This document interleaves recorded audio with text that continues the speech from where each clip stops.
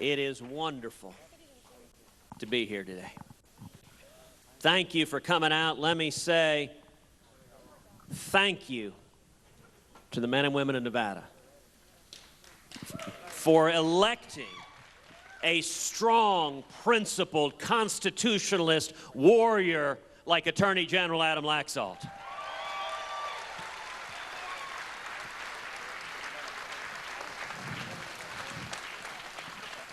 You know, Adam's grandfather was a legend.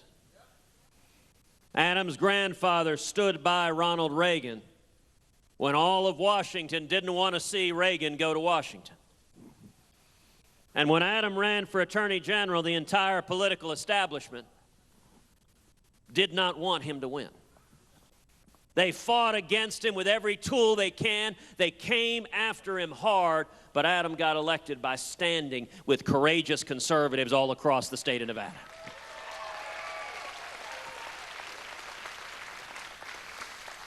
And I am proud that Adam is a friend. I'm proud that he is chairing our campaign here in the great state of Nevada.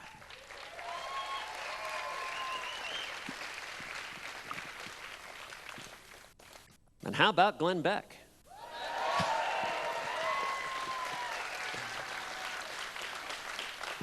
Isn't he phenomenal?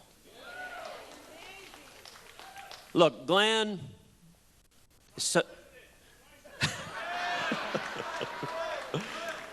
he is so passionate. He's so principled. He loves the Constitution. He loves freedom, and I'll tell you, every time I hear Glenn speak, I learn something. You know, when Glenn pulls out his whiteboard, when he starts walking people through, Glenn is an educator. When he starts walking people through the principles of the framers of our Constitution, the principles that built America, the principles of American exceptionalism. It's one thing to say you want to make America great again. You can even print a baseball cap with that written on it. It's another thing to understand the principles that made America great in the first place.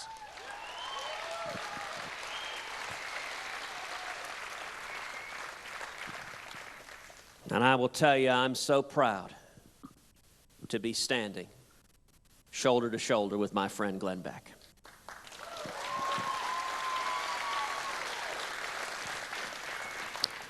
You know, you can learn a lot by looking to the history, to the roots of a given word.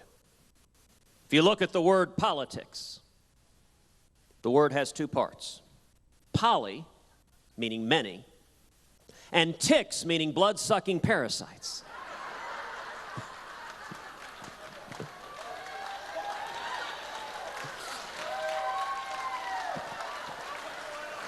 And that is a fairly accurate description of Washington, D.C.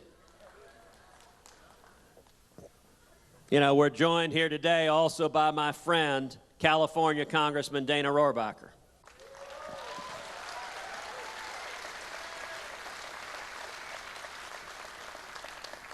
Like Nevada's Paul Laxalt, Dana was with Ronald Reagan from the very beginning.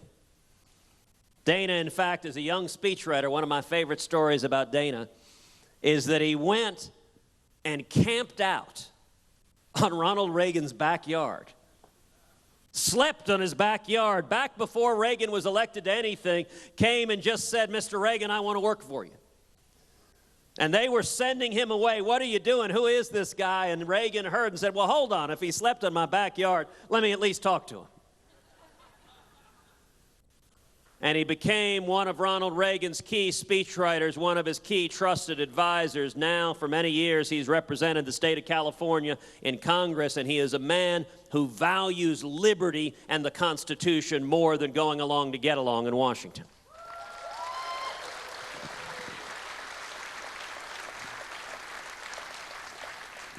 There is a reason Dana and I both need food tasters in the members' dining room. And I will say one of the striking things If you look at the people, at the courageous conservatives that have come together behind our campaign, whether it's Dana, whether it's Adam, whether it's Glenn, the consistent pattern is these are men and women that love this country, that are committed to the Constitution, and are willing to speak the truth no matter what the price. The truth has power. And speaking the truth with a smile drives Washington crazy.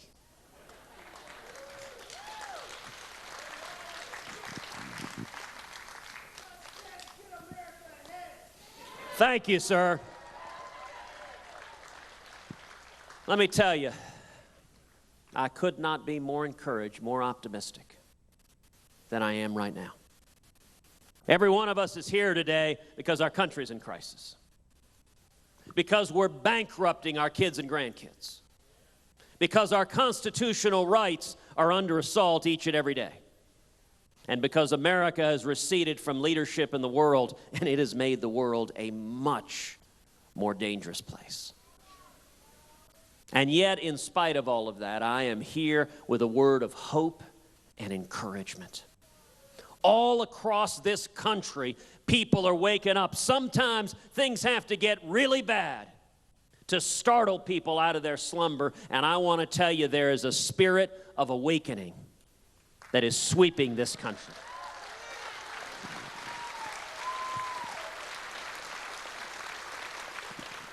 So I want to ask everyone here to look forward.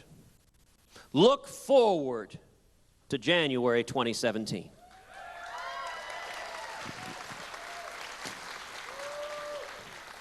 If I am elected president, let me tell you what I intend to do on the first day in office. The first thing I intend to do is rescind every single illegal and unconstitutional executive action taken by this president.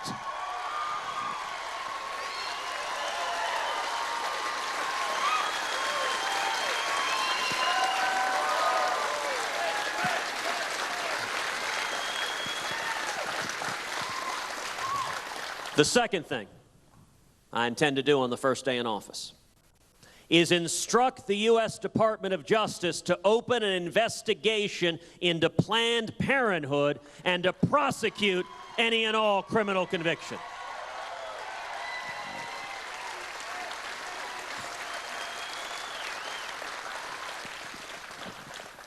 The third thing I intend to do on the first day in office is instruct the Department of Justice and the IRS and every other federal agency that the persecution of religious liberty ends today.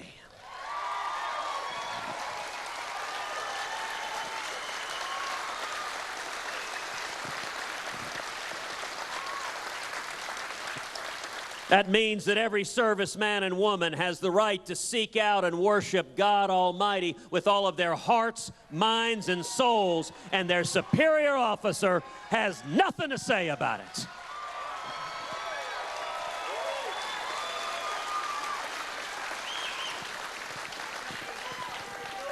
The fourth thing I intend to do is rip to shreds this catastrophic Iranian nuclear deal.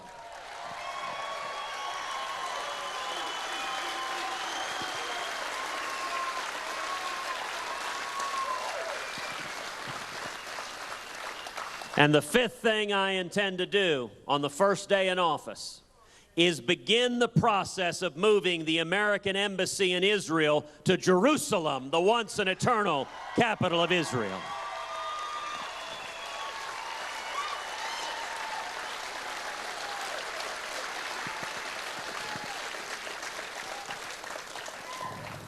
Now that's day one.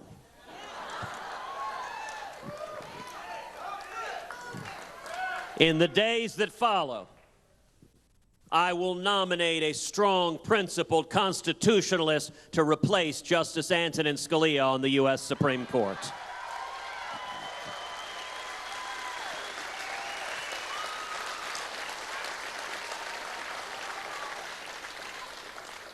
You know, just 2 days ago, I had the privilege of attending Justice Scalia's funeral.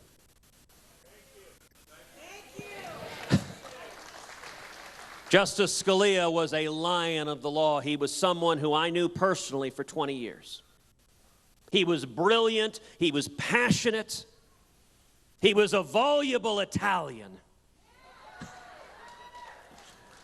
His wife, Maureen, is Irish. And let me tell you, being myself Cuban, Irish, and Italian, that is a dangerous combination. But Justice Scalia loved the Constitution and spent 3 decades fighting to defend the Constitution on the Supreme Court each and every day. As Ronald Reagan was to the presidency, so too was Justice Scalia to the U.S. Supreme Court.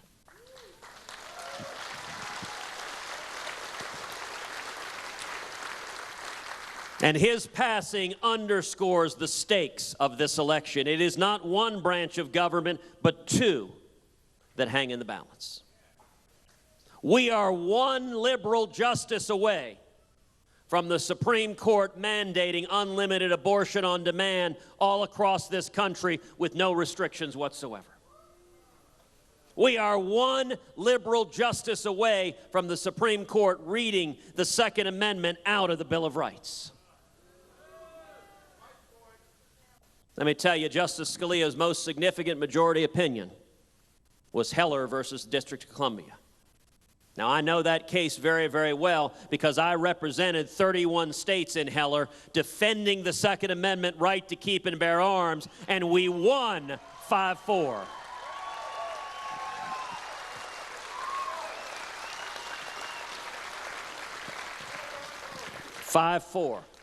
We're one justice away from the court concluding that no individual here has any individual right to keep and bear arms whatsoever. You know, in Texas, before I was in the Senate, I was the Solicitor General of Texas, the chief lawyer for the state in front of the U.S. Supreme Court. We defended the 10 Commandments monument on the state capitol grounds. We went to the Supreme Court and we won 5-4.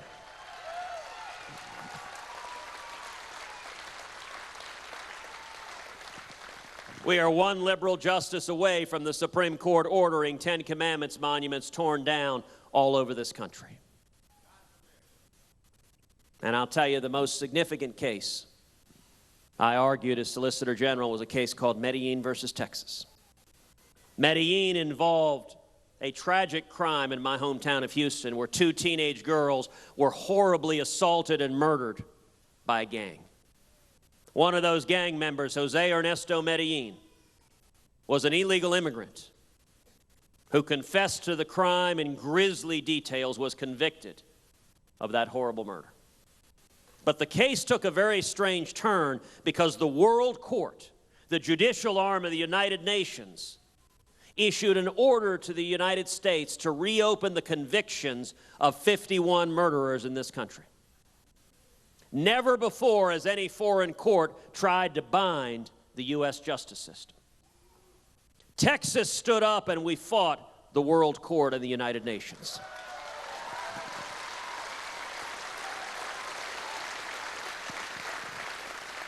I argued this case twice in front of the U.S. Supreme Court. On the other side was the World Court, was the United Nations, was 90 foreign nations, and was the President of the United States. And I'm sorry to tell you, it wasn't Barack Obama. It was George W. Bush. Now, my wife Heidi and I, we met back in 2000 working on the Bush campaign. We were actually one of 8 marriages came out of that campaign. So a lousy joke that I've told many, many times, whatever anyone else says about George W. Bush, in our house, he will always be a uniter and not a divider.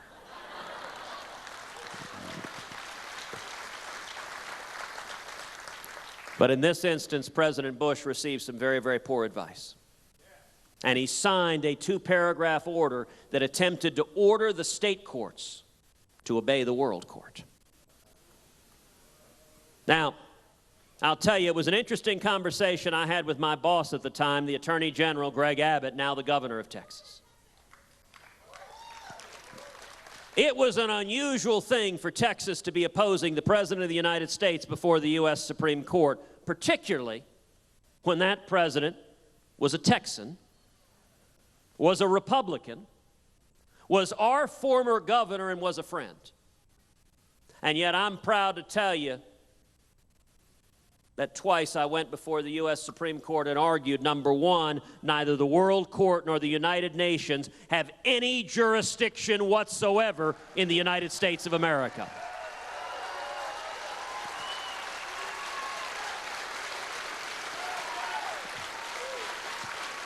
And number two, no president, Democrat or Republican, has the constitutional authority to give away U.S. sovereignty.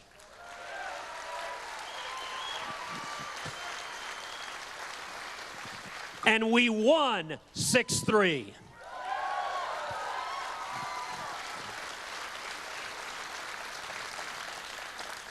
And in the final iteration of the case, it too dropped down to 5-4.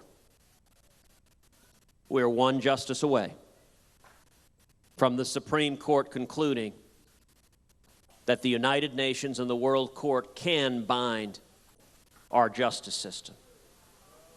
We are one justice away from the Supreme Court subjecting us to international law and taking away sovereignty which vests in one place and one place only, we the people.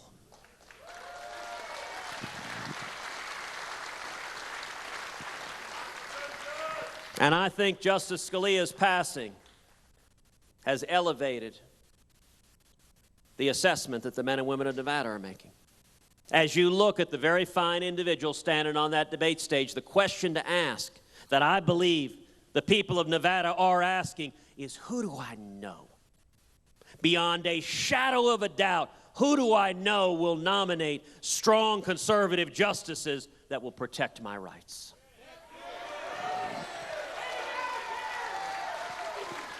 And I give you my word that every justice I appoint to the Supreme Court will be a principled constitutionalist who will ferociously defend the Bill of Rights for your children and my children.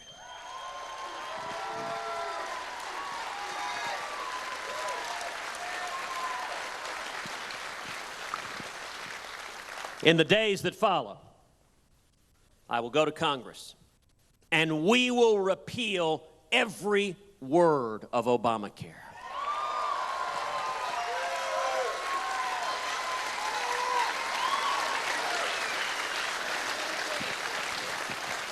We'll pass common sense health care reform that makes health insurance personal and portable and affordable and keeps government from getting in between us and our doctors.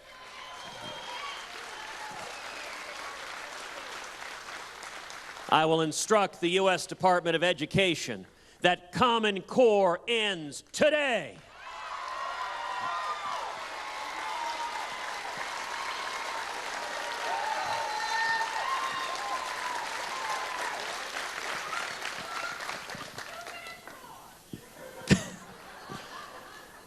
And we will finally secure the borders and end sanctuary cities.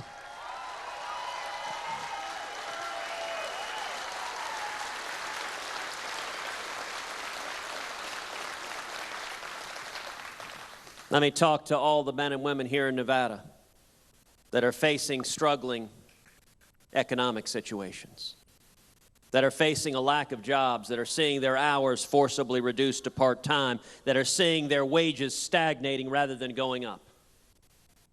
Illegal immigration is a powerful anchor pulling down wages of working Americans, taking away jobs, and I will tell you, of the individuals on that stage, I am the only person who led the fight against amnesty and will secure the borders and protect the jobs of the American people.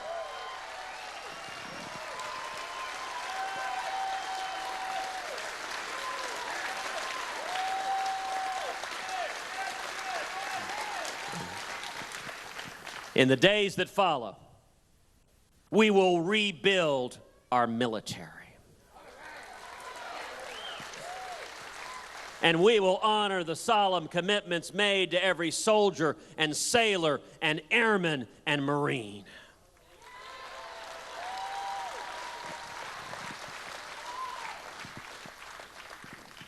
That includes fundamentally reforming the VA so that every veteran has the right to choose his or her doctor.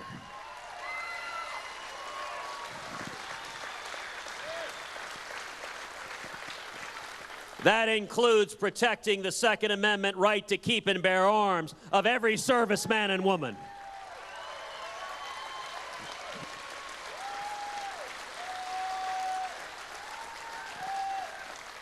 And one of the most shameful aspects of the last 7 years was the president over and over again sending our fighting men and women into combat with rules of engagement that tie their arms behind their back and make it impossible for them to win. Mark my words, on January 2017, that will end.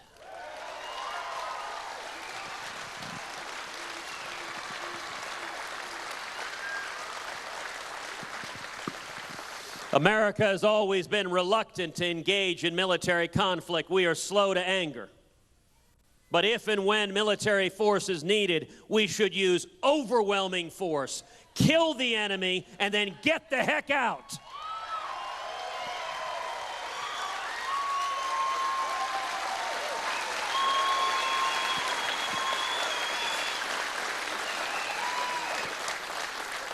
In the days that follow, we will take on the EPA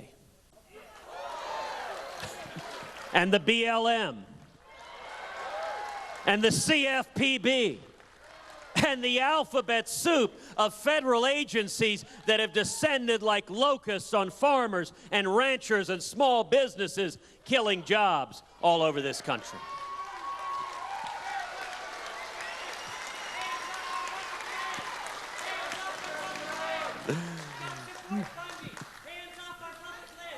Thank you, sir, for being here.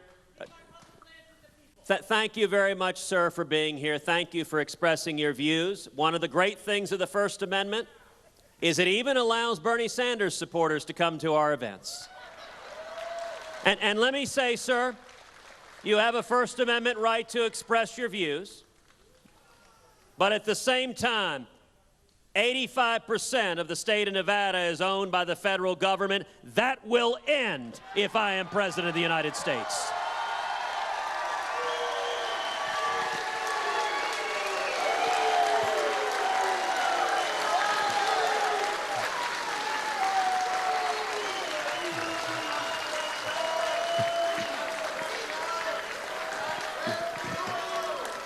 There is no reason on earth the federal government should be the largest landlord in the United States of America.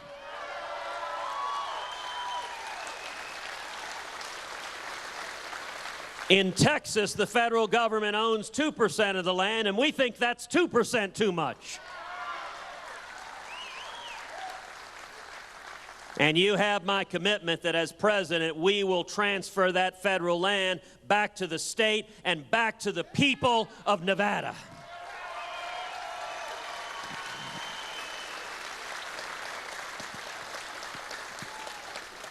And I would note that is an issue on which Mr. Trump and I disagree. Mr. Trump has publicly said he thinks the federal government should continue to control that land, to own that land. I trust the people of Nevada more than the bureaucrats in Washington.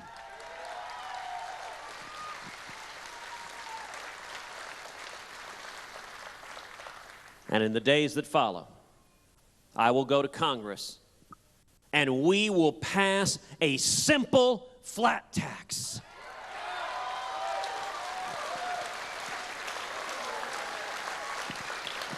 So that every American can fill out our taxes on a postcard. And when we do that, we should abolish the IRS.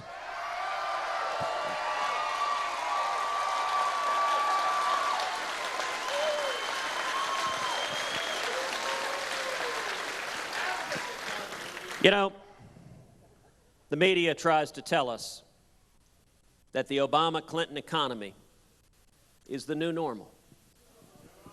That stagnation is what we should come to expect, that there's nothing better.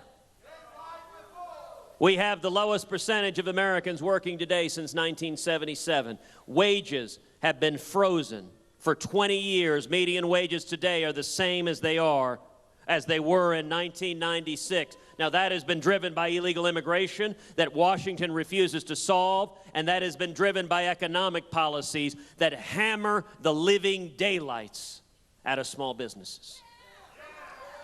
Small businesses are the heart of the economy. You want stagnation? Hammer them like we have the last 7 years. You want economic growth? Unchain small businesses, and we will see booming economic growth.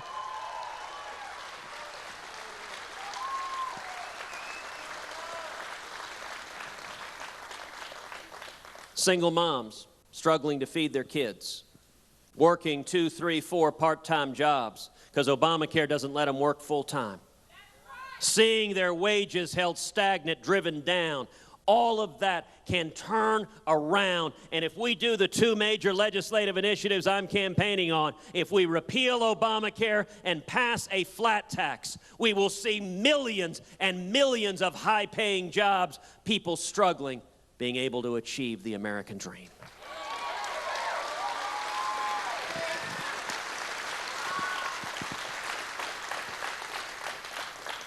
Listen, for me, just like you, the American dream is personal. It's not something we read about in a school book. It's personal to our lives, to our families. You know, for me, I think about my dad. My dad was born and raised in Cuba. And as a kid, he fought in the Cuban Revolution. He was imprisoned and tortured in Cuba. As a teenager, my father found himself on the floor of a Cuban jail cell, covered in mud and blood and grime. His nose was broken, his teeth were shattered out of his mouth. And he remembers thinking, I don't have any kids. It doesn't matter if I live or I die. But thankfully, God had different plans for my father.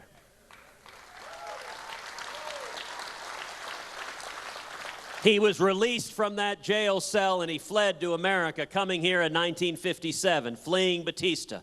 He was just 18 years old. Couldn't speak English, had nothing, had $100 sewn into his underwear. I don't actually advise carrying money in your underwear. And he got a job washing dishes, making 50 cents an hour. And he worked 7 days a week. He paid his way through school. He and my mom went on to start a small business. So I grew up in Texas as the son of 2 small business owners. I saw the ups and downs, the triumphs and challenges of running a small family business. Today, my dad is a pastor. He travels the country preaching the gospel.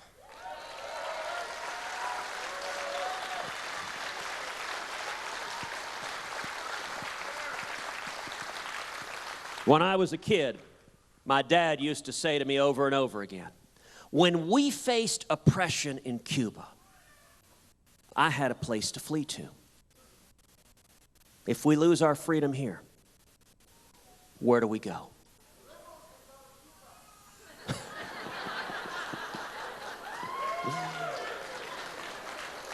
You know, it's an interesting comment the gentleman made, the liberals can go to Cuba.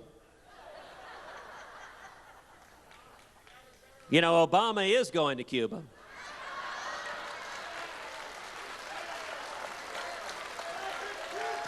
It'd be nice if he just decided to stay.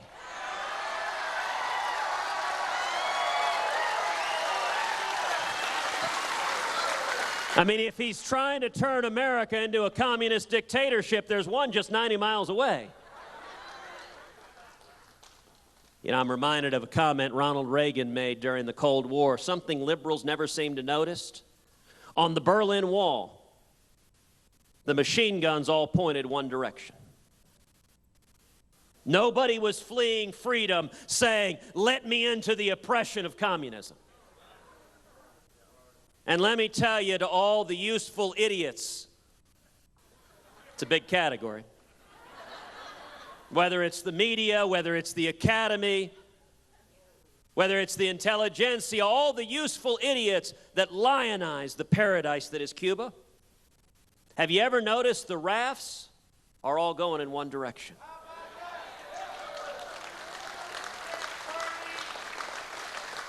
Show me one person down in the Florida Keys that turns an automobile into a boat and heads south. Freedom is real and it's personal, and it's what we are here fighting for.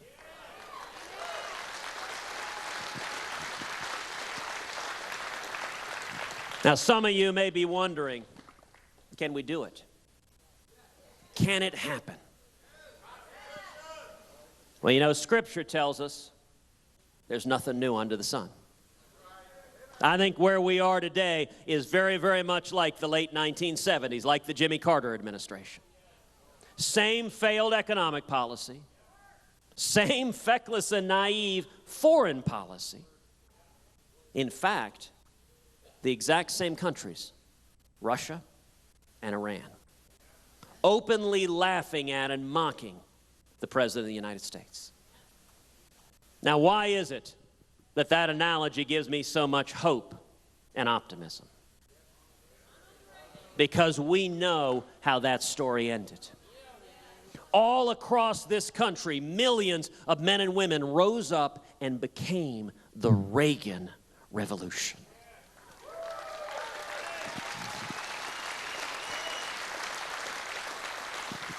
And it didn't come from Washington. Washington despised Ronald Reagan. By the way, you want to know which candidate will take on Washington? Just ask the simple question, who is Washington attacking?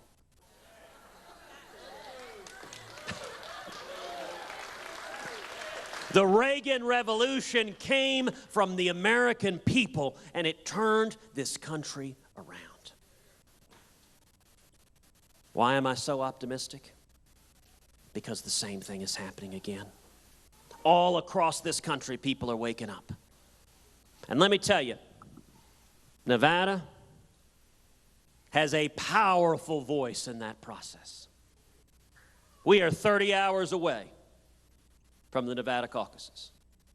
Tomorrow night, Nevada has a voice. Now listen, historically, not that many people come out. Last cycle, it was 32,000 people came to the caucuses. That means every one of you has a voice where you are speaking for hundreds, if not thousands, if not millions of courageous conservatives across this country when you come out tomorrow night and cast your vote.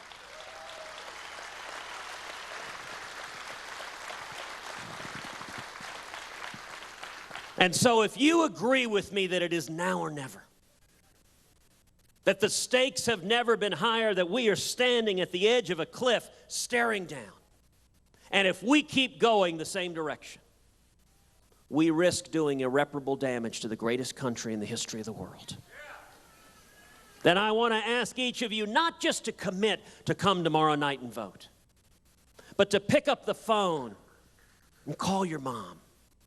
It's actually a good idea to call your mom anyway. Call your sister or your son or your next door neighbor, your college roommate or your business partner. Say, this election matters. Matters to me, it matters to my kids. I want to ask every one of you to bring 9 other people tomorrow night. You got 30 hours to find 9 other people to come out. If you have done that, you will have voted 10 times. Let me say to those of you who are not yet 18, if you get 10 other people to show up tomorrow night and vote, you will have voted 10 times before you turn 18 years old.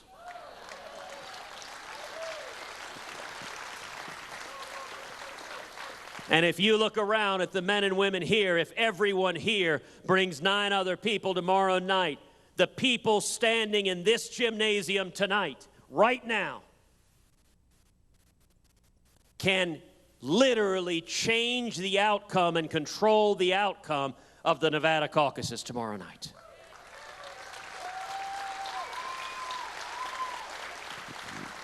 You've got 30 hours to let your voice be heard, and heard on a national stage where you have an opportunity to make a real and meaningful difference.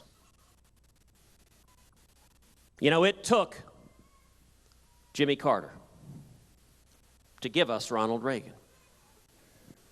And I am convinced the most long-lasting legacy of Barack Obama is going to be a new generation of leaders in the Republican Party who stand and fight for freedom, who stand and fight for the Constitution, and who stand and fight for the Judeo-Christian values that built this country into the greatest country in the history of the world.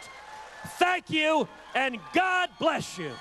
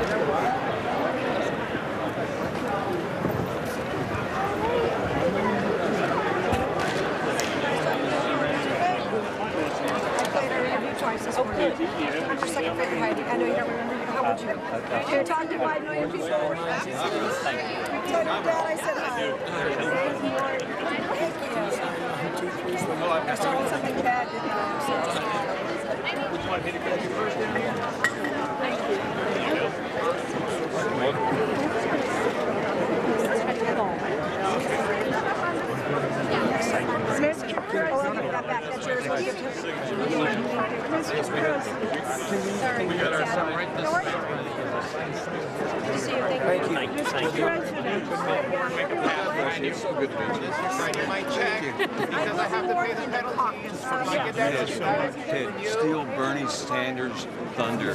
Steal it. We are working to do exactly that. Listen, you know what I mean, right? Yes. Wall Street, banks, steal it. Yes. Thank you. Thank you.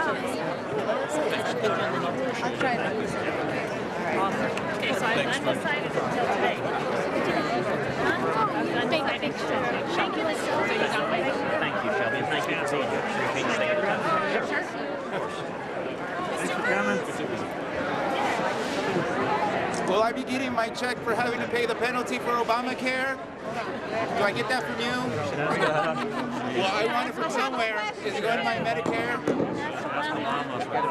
I get it from Hill Dog or the Burn? Thank you, Mr. President. I just want my check. Thank you, sir. If not, I'd like to have the name of the tree that you planted my name, or the plaque in front of the park. Lord bless you. We're going to do this together. I'm already living a paycheck to paycheck. Just like you know, And the military exclusion, we only have about 1,000 infected burns. Mr. Laxalt, you're working it out from abroad. What do you think? How many nuclear weapons do you think we should have? I appreciate your passion on the issue. We need to do everything we can to defend this country. All of us would love a world without nuclear weapons, but there are dangerous people in the world, and the first obligation of the commander-in-chief is to keep the country safe. How many do we need to defend that? Thank you so much. Thank you very much. Mr. Cruz, I have a question. Thank you, sir. That one right there. I'm waking up happy. Thank you. You know that I am so wonderful. They destroying agency.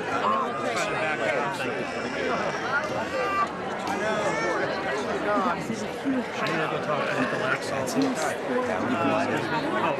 Thank you so much. Thank you. I would love to work in your administration. I'm the firearms lawyer in Nevada. I'm already living paycheck to paycheck, and now that I have to pay the penalty, and I have to get a second job now to help pay that bill, and then plus my medical bill. Thank you for your leadership. So, Thank you for your but I help. have health insurance now, but do I get the money back for the penalty that I have to pay? Good? Yeah, when do I get my check then? I can't wait because IRS wants their money by April. I don't have that long.